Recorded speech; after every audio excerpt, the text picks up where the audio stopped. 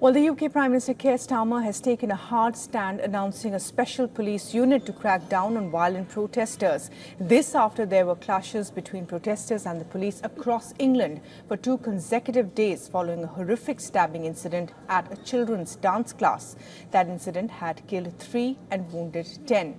The UK Prime Minister condemned the violence, which he said was conducted by a tiny, mindless minority.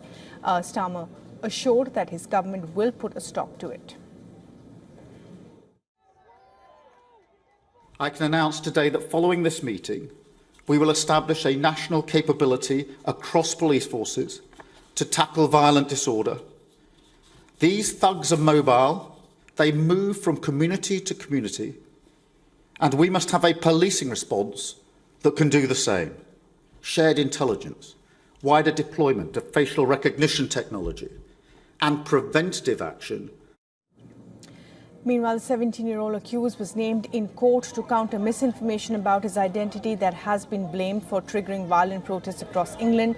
Judge Andrew Minari said his decision to allow Axel Rudakubana to be named was exceptional with the boy's age. He is turning 18 next week. Judge Minari said, and I quote here again, continuing to prevent the full reporting has the disadvantage of allowing others to spread misinformation. Axel Rudakubana has been charged with 3 counts of murder and 10 counts of attempted murder, as well as possession of a bladed article for the stabbing incident.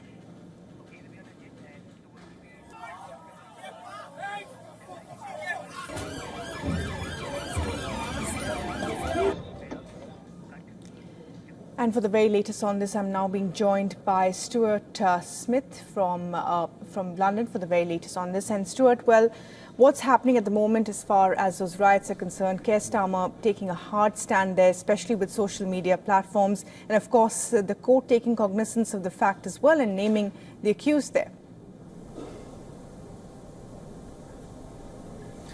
Yeah, that's right. And that announcement coming from Keir Starmer now seems to be less about a new unit or a new set of resources for police, but more an encouragement and new guidelines to use the powers they already have. So he listed some of those in the press conference there. But in addition, this could mean things like the British Transport Police arresting people preemptively based on legislation they have to remove drunk and disorderly people from the trains, rather than waiting until these people get to, for example, the scene of a potential riot and then police having to deal with them there. Similarly, those same British Transport Police might alert their colleagues that there is a large influx of people who seem to be intent on causing disorder on their way to a location. Those just examples of the kinds of things that the Prime Minister Keir Starmer was implying with his speech, in order, he hopes, to better join up the various police forces around the UK so that they can better share intelligence with each other about upcoming demonstrations, which seems to be something they may already need to be getting ready with for this weekend, with at least 19 demonstrations planned for the next few days, more perhaps similar to what we've seen in cities all across England, this time though across Wales and Northern Ireland as well. On top of that, there are counter-protests likely to be taking place as well. Right, Stuart, thanks very much indeed for joining us for the very latest there. For all the latest news, download the WION app and subscribe to our YouTube channel.